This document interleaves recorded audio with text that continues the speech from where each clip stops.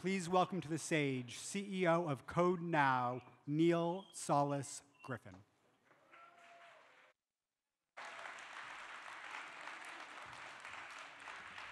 Hello, my name is Neil Solis Griffin.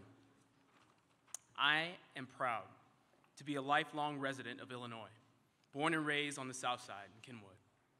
My dad was a Chicago police officer for over 30 years, and I feel so lucky to have he and my mom to guide me through life. I was fortunate to get into Northwestern University, where I proudly served as student body president, and it's at Northwestern where my entrepreneurial interest was really unlocked. After college, I decided to teach myself computer programming, and I learned firsthand how difficult it is to do that by yourself. So I decided to take matters into my own hands, and I co-founded one of the very first software schools in America. It was then that I met J.B. Pritzker, and I realized how much of my vision he shared, and in fact, how far ahead of me he was. J.B. spearheaded the building of 1871, a technology incubator that has truly changed the way tech community functions in Illinois.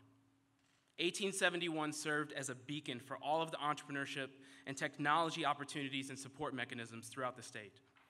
And it provided a place for people to interact in a way they never had before. Just 5 years ago, if you wanted to go into a high-tech field, the path was easy. Move to one of the coasts. But today, Chicago is ranked as one of the top technology hubs in the world, and that's no small testament to the vision and work of JB. And it's not just me and my company or the hundreds of other entrepreneurs throughout Illinois that have been impacted by JB. Because in addition to his work in business, JB has actively looked for places in society where he can make a big impact. That's what led JB to become one of the nation's leaders in early childhood education. That's what led JB to help provide school breakfast to hungry kids, and to be the driving force behind building the Illinois Holocaust Museum, and to help defend wrongfully convicted men and women. And ultimately, that's what led us here today. You don't need me to tell you that Illinois has big challenges. And I think we're gonna need someone like JB, who is such a forward thinker and who can see well beyond what's in front of us in order to make both the effective policy changes and the culture and community evolution that's needed. I can't tell you how excited it makes me to know that we have the chance to have someone like JB lead our state. I think that's something we desperately need, and it's something I'd be willing to fight for tooth to nail. So we've got a lot of work to do, people. So I need your help right now, without further ado, to let me introduce my friend and the next governor of Illinois, J.B. Pritzker.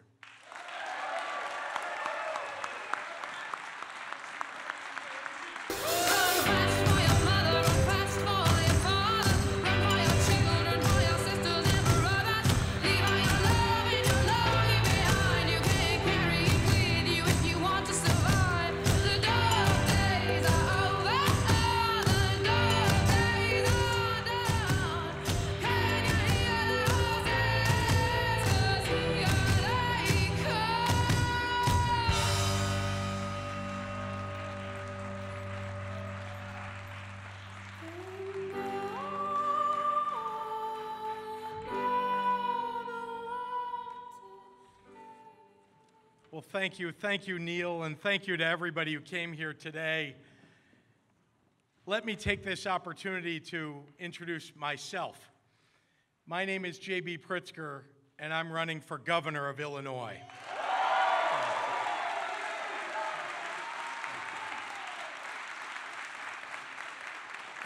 I've been married to the most terrific woman for almost 24 years.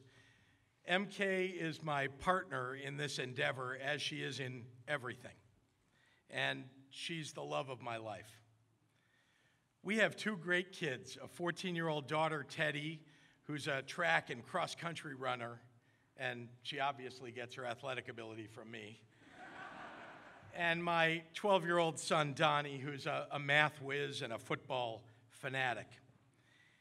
My parents were entrepreneurs who started a small motel business that became successful. In fact, my earliest jobs were at the motel. Maybe like other parents, mine wanted my first job to be a hard one. So at age 14, I got one of the toughest jobs at the motel, and that was picking up dirty sheets from the guest rooms and loading them up into a big industrial-sized washing machine, and then taking them out and putting them into the industrial-sized dryer. All day, every day.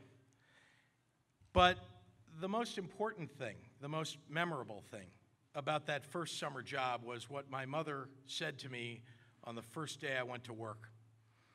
She put her hands on my shoulders, and she leaned in and looked me in the eyes, and she said, "Now remember, you have to work twice as hard as the guy next to you, because you didn't earn this job, and he did."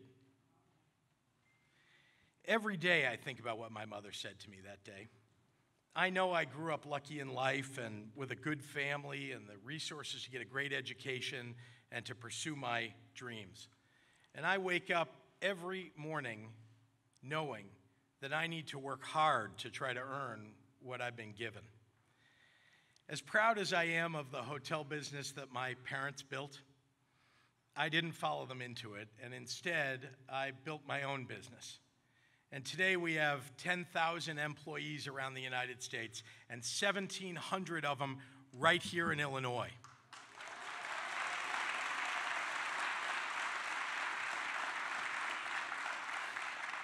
But truly the defining work of my life has been the work of solving big challenges for the people of Illinois. Because Illinois was falling far behind in the creation of high-tech jobs, I came up with a plan to build a nonprofit small business incubator called 1871. I got many of our state's major universities and the biggest businesses to pitch in with educational, financial, and mentoring resources.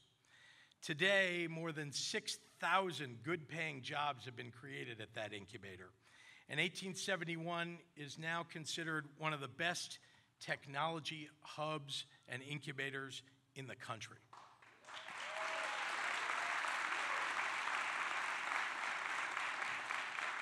It's one big reason, by the way, why Chicago is now considered one of the top 10 startup technology hubs in the world. That's right. In 2013, fewer than half our state's low-income kids were getting breakfast to begin their school day. So I went to work with the Greater Chicago Food Depository and Share Our Strength to provide school breakfast every single school day for 55,000 school children around Illinois.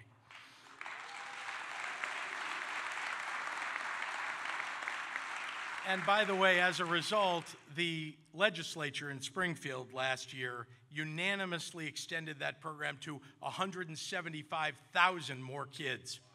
Right. Nearly 20 years ago, research showed the effectiveness of quality childcare and quality preschool at lifting children and families out of poverty and helping them achieve their full potential. But elected officials were ignoring the science and neglecting our kids. So I took action. I was organizing and advocating nationally to support early learning for at-risk children. I helped to plan and implement the White House Summit on Early Childhood for President Obama that raised national attention on the importance of early learning and on the racial inequities of our education system. Today, thousands of kids in Illinois get quality childcare and quality preschool education because I led efforts to expand availability of early education to communities of color. Thank you. In 1990, Illinois passed a law requiring Holocaust education in schools, but it was just one more unfunded mandate on our teachers and on our schools. So when Holocaust survivors approached me to help solve this problem, I knew it was the right thing to do. It took us 9 years to build that museum. But today, Illinois has a world-class museum that teaches more than 50,000 kids each year to fight bigotry, hatred, and intolerance. And thousands of teachers are trained to take those lessons back to their classrooms all across the state so kids will learn to stand up against hate.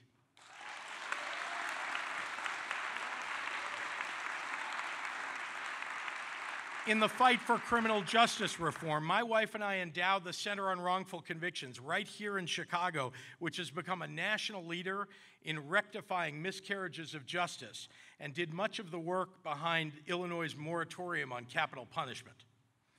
And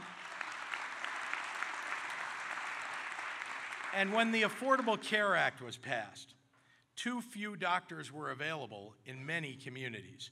So my wife and I stepped up to increase the number of doctors and expand community health services.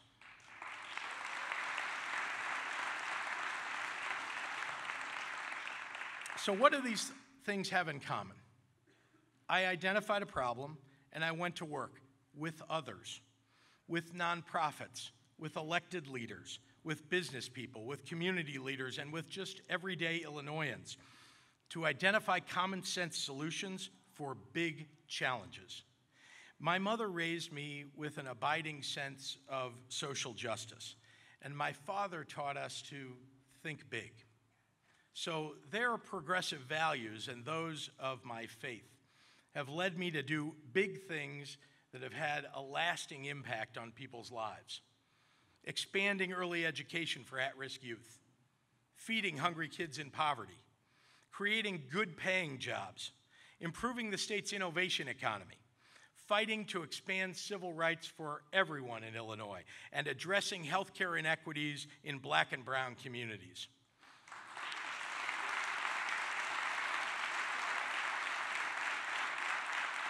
Simply put, throughout my life, I've taken on big challenges and I've gotten real results.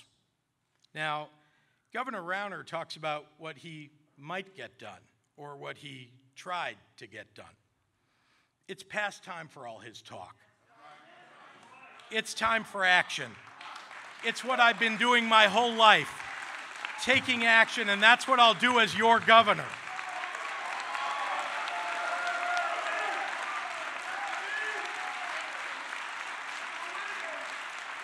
And that's what sets this campaign apart, a real agenda for change based on a real record of getting results.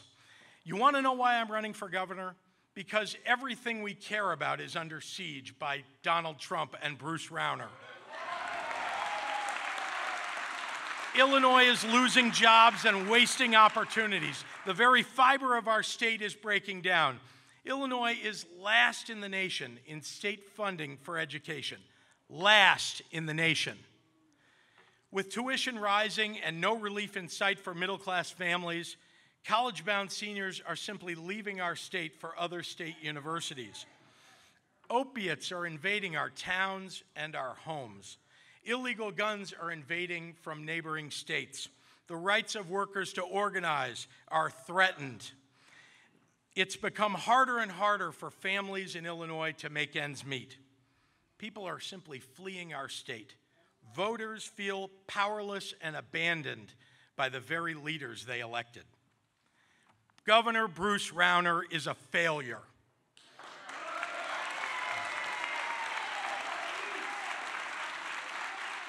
He promised a turnaround, and all we got was the runaround. He said he would stand up to the special interests, and instead he's become his own special interest. He said he wanted to shake up Springfield, but instead he's tearing it down. The people of Illinois are getting a raw deal from Rauner. Isn't it time we had a governor who got things done? Rauner said that he would address our state's budget deficit, but instead he stubbornly holds the state hostage to his right-wing agenda. And meanwhile, millions of people suffer a loss of health care and human services. You want to know why Rauner won't introduce a balanced budget? Because he doesn't want to tell you how many people he's going to hurt, or what services he would cut, or what taxes he would raise, because he's a failure, and he lacks political will to solve the state's problems.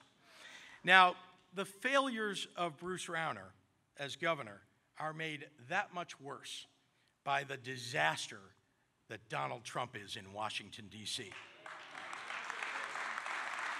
And that's why last year, during the most consequential presidential election of our lifetimes, I traveled the nation, speaking out, phone banking, and going door to door, fighting to beat Donald Trump.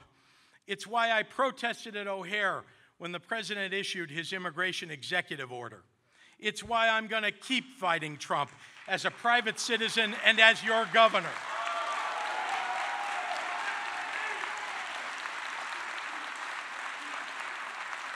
His horrible policies are magnified by his local partner, Bruce Rauner, who's just too afraid to stand up to Donald Trump. Illinois needs an independent, progressive governor with a proven record of getting results, balancing a budget, creating jobs, raising wages, preserving and expanding health care for all, bringing economic justice to the people of Illinois.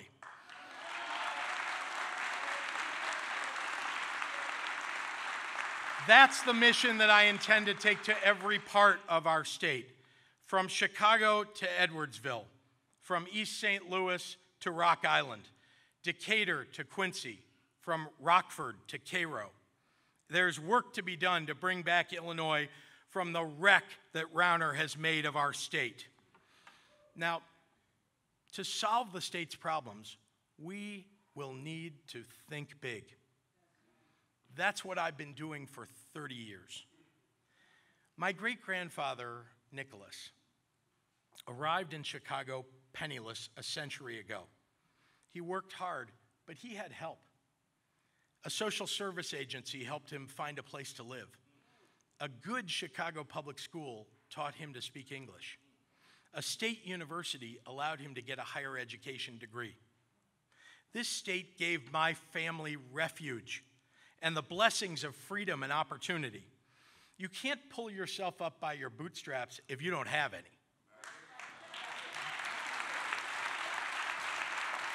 And this country and this state gave my great-grandfather his bootstraps. It's what everyone, and I mean everyone in Illinois, deserves.